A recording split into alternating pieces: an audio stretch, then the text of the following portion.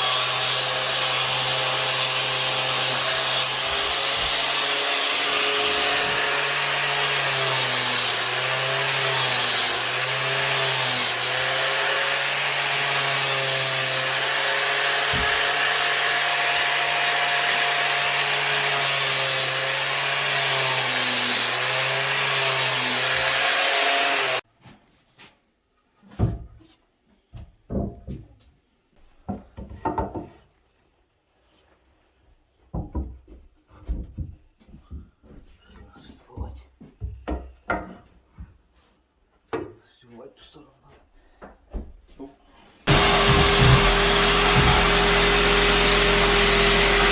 Дорогие друзья, а если вам необходимо сделать внутреннюю отделку деревянного дома, обращайтесь в компанию Центр домостроения, город Сыктывкар, улица Советская, дом 8, офис 203. Будем рады вам помочь.